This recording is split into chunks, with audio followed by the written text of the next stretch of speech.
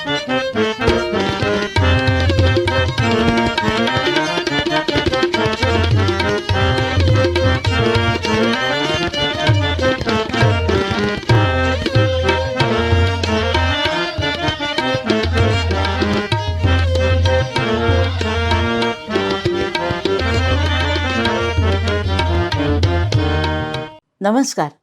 मी शुभदा दादरकर आपणा सर्व रसिकांचं मनःपूर्वक स्वागत करते. रंगनाथाचा रथोत्सव या शीर्षकांतर्गत आज सादर होत आहे मास्टर दीनानाथ मंगेशकर. अतिशय देखणी रूपसंपदा आणि तिच्या जोडीला तसाच पल्लेदार आवाज, गळ्याची फिरत आणि तालासुरांचा पक्केपणा यांच्या योगाने भाऊराव कोल्हटकर, बालगंधर्व केशवराव भोसले यांच्याप्रमाणेच मराठी रंगभूमी आणि नाट्यसंगीताला अजरामर करून सोडणारा गायक नट म्हणजे मास्टर दीनानाथ मंगेशकर. त्यांना मास्टर ही उपाधी श्रीपाद कृष्ण कोल्हटकर यांनी बहाल केली. मृदुल मधुर गानप्रवृत्तीचे बालगंधर्व आणि प्रखर आक्रमक गानपद्धतीचे केशवराव भोसले हे चंद्र सूर्य मराठी रंगभूमीवर तळपत असतानाच तेजस्वी शुक्रासारखे दीनानाथ रंगभूमीवर आले. यापैकी कुणाचंही अनुकरण न करता स्वतःचं स्वतंत्र, चमत्कृतीपूर्ण आणि कल्पक वळणाचं गाणं ते गात असत. अत्यंत भावमधुर, काळजाला भिडणारं असं दीनानाथांचं गाणं होतं. नाट्यसंगीतात पंजाबी ढंग त्यांनीच प्रथम आणला. अद्वितीय गळा, अस्खलित वाणी आणि तल्लख बुद्धी हे त्यांच्या अंगी असलेले उपजत गुण होते.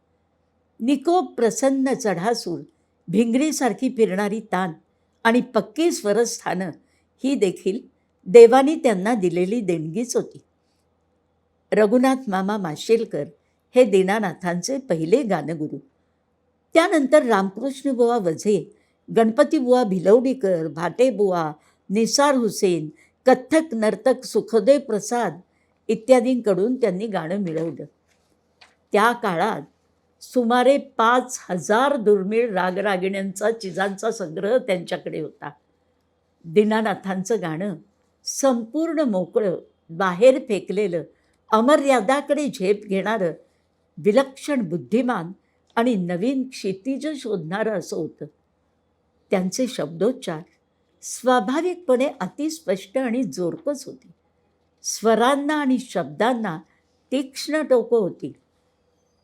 1914 साली बालगंधर्वांनी स्वतःची गंधर्व नाटक मंडळी सुरू केल्यावर किर्लोस्कर नाटक मंडळीत दीनानाथांचा प्रवेश झाला.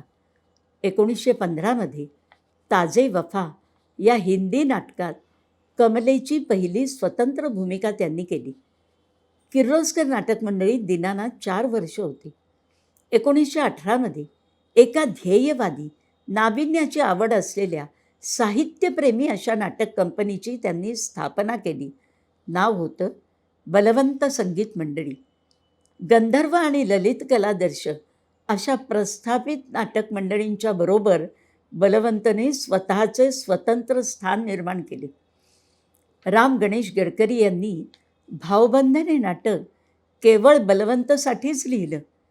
या नाटकातील लतिका, पुण्यप्रभावमधील कालिंदी, उग्रमंगलमधील पद्मावती, राजसन्यासमधील शिवांगी आणि ज्या भूमिकेने दीनानाथांचे नाव सर्वतोमुखी झाले ती रणदुंदुभी नाटकातील तेजस्विनीची भूमिका.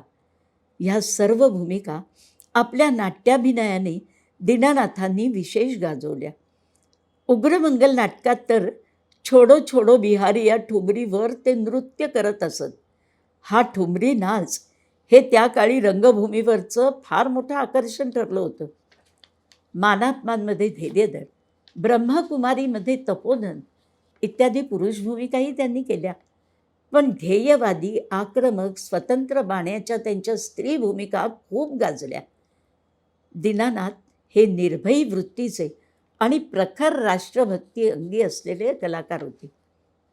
एकदा सिमला येथील ब्रिटिश गव्हर्नरसाठी आयोजित कार्यक्रमात मास्टर दीनानाथांनी अतिशय निर्भयपणे परकीय सत्ता ही या देशावरचा कलंक कसा आहे हे विशद करणारं तेजस्विनीच्या तोंडी असलेलं परवशता पाश दैवे हे पद मोठ्या तडफदारपणे गायलं. याच नाटकातील आपदा राजपदा, वितरी प्रखर तेजोबल, दिव्य स्वातंत्र्य रवी ही पदेही विशेष गाजली. बलवंतच्या रत्नागिरी येथील मुक्कामात स्वातंत्र्यवीर सावरकर यांच्याबरोबर झालेल्या भेटीत चिंतामणराव कोल्हटकर आणि मास्टर दीनानाथांनी केलेल्या विनंतीवरून सावरकरांनी संन्यस्त खड्ग हे नाटक लिहून दिलं. त्यातील पदांना दीनानाथांनी चाली लावल्या. त्यातील शतजन्म शोधिताना, सुकतातची जगिया, मर्मबंधातली ठेव या रसिकांच्या विशेष पसंतीस उतरल्या.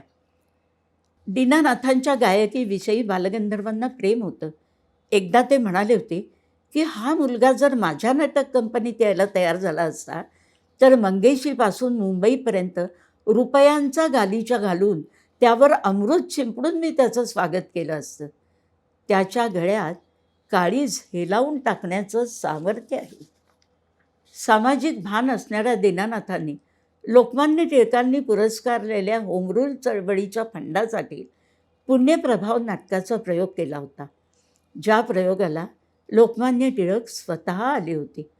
अशा या रंगभूमीच्या प्रतिभावंत शिल्पकाराला विनम्र अभिवादन.